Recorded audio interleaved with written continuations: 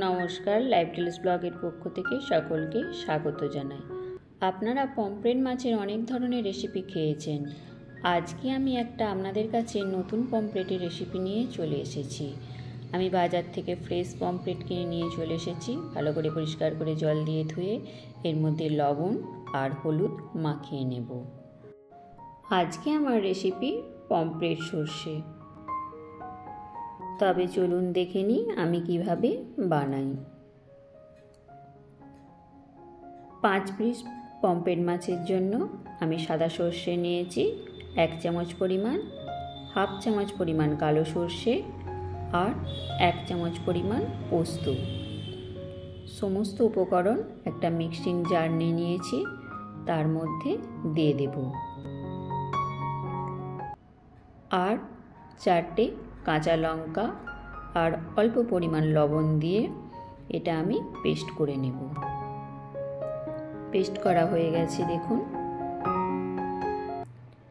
আর একটি টমেটো নিয়েছি, সেটাকেও ফাইন মিহি পেস্ট করে নিয়েছি।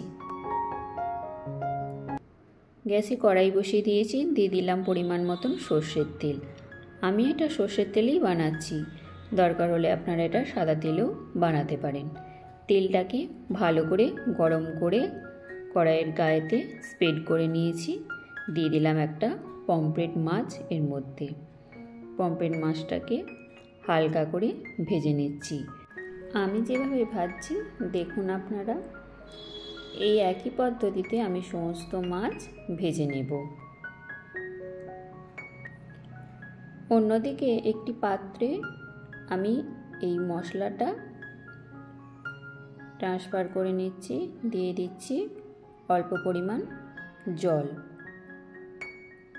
আর একটা চামচের সাহায্যে এটাকে ভালো করে মিক্সড করে নিচ্ছি জলেতে।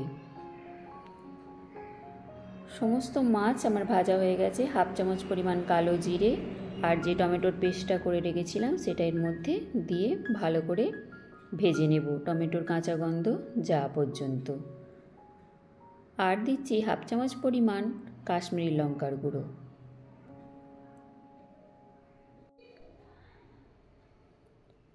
তেল ছেড়ে গেছে, এবার আমি একটা ছাঁকনির সাহায্যে এটা আমি ছেঁকে নিচ্ছি। এর তলায় কত সর্ষের খোলা দেখুন। যাদের গ্যাস অম্বল হয় তারা যদি সর্ষের খোলাটা না খাওয়া হয় খুবই ভালো। এর মধ্যে অল্প পরিমাণ জল অ্যাড করে দেব। সমস্ত উপকরণ ভালো করে মিক্সড করে নিচ্ছি। দিচ্ছি অল্প পরিমাণ হলুদের গুঁড়ো আর পরিমাণ মতন লবণ দিয়ে দেব। গ্যাসের ফ্লেমটা মিডিয়ামে করে আমি গ্রেভিটা ফুটতে দিচ্ছি। গ্রেভিটা ফুটে উঠলে দিয়ে দিচ্ছি 4টে চেরা কাঁচা লঙ্কা, ভালো করে মিক্সড করে নিচ্ছি। এর পরবর্তী স্টেপে আমি দিয়ে দিচ্ছি পমফ্রেট মাছগুলো এর মধ্যে। একটা খুন্তির সাহায্যে ভালো করে গ্রেভির মধ্যে এগুলোকে দিয়ে দেব। আমি যেভাবে করছি দেখুন।